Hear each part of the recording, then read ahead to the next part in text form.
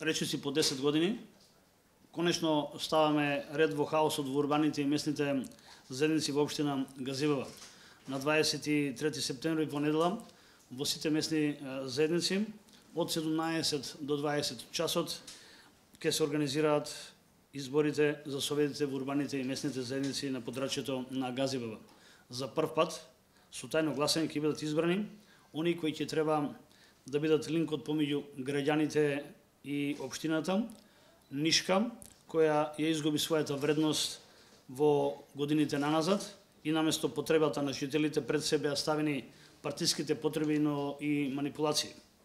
Затоа сметам дека редно време е да и местните и урбаните заедници да почнат да работат со целиот свој капацитет. Во изминатиот период се тотално заборавени, дисфункционални и воопшто граѓаните не можат да го освојат своето право на предлог, на иницијатива, на критика, дури на приоритет би рекол на некои основни елементарни барања од делот на инфраструктурата, потребите од она што представува нив животен интерес.